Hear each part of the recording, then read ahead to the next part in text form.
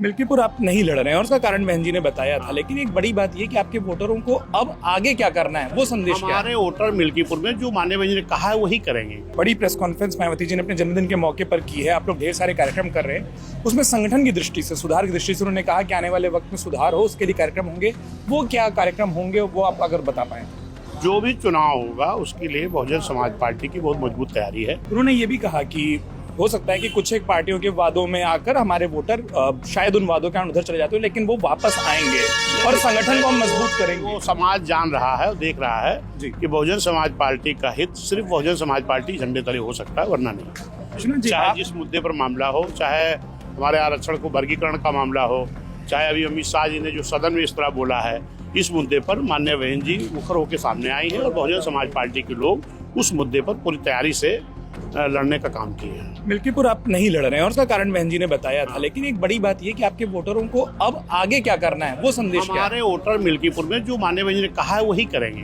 माननीय जी ने कहा कि अगर हम चुनाव नहीं लड़ेंगे तो हमारे वोटर चुनाव के बाहर रहेंगे। जी, तो यानी वो वोट ना करें। एक ये मैं ऐसा कुछ नहीं कह रहा हूँ। माननीय जी ने कहा हम चुनाव नहीं लड़ेंगे तो हमारे जो लोग हैं वो उनका कोई मतलब नहीं चुनाव से। जी। और आने वाले दिनों में एक अंतिम सवाल जो है वो ये, जैसा उन्होंने कहा कि अब हम पार्टी पदाधिकारियों से ये भी चाहेंगे, आज जो उन्होंने कहा कि जमीन पर हमारे मूवमेंट को, मिशन को लेकर वो हमारे कार्यकर्ता सब जमीन पे जा रहे हैं, वो सेक्टर कमेटी दुरुस्त करेंगे, मजबूती से चुनाव लड़ेंगे। बहुत शुक्रिया नमक देने के लिए विश्वनाथ पाल, जिन्होंने साफ तौर पर बताया कि मिल्कीपुर खासतौर पर जो सबसे बड़ा चुनाव है वहां पर पार्टी के वोटरों को क्या करना है ये मायावती ने साफ किया है। पार्टी के वोटर उसी दृष्टि से आगे काम करेंगे।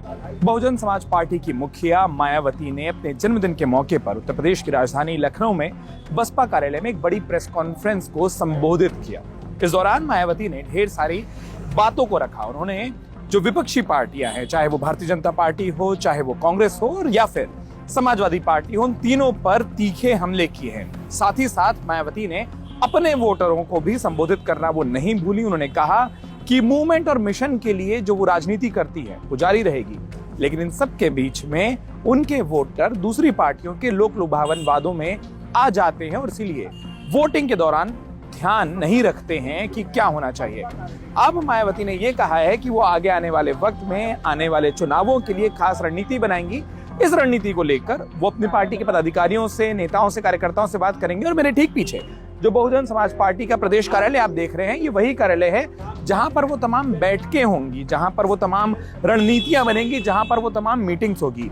इन बैठकों में, इन मीटिंग में, इन रणनीतियों में क्या निकल कर आता है, खास तौर पर दिल्ली विधानसभा चुनाव तो है ही है, उत्तर प्रदेश की सियासत के लिहाज से बेहद अहम मिल्कीपुर का विधानसभा चुनाव भी है। उसको लेकर मायावती क्या फैसला करती हैं, अब ये देखना बड़ा दिलचस्प होगा।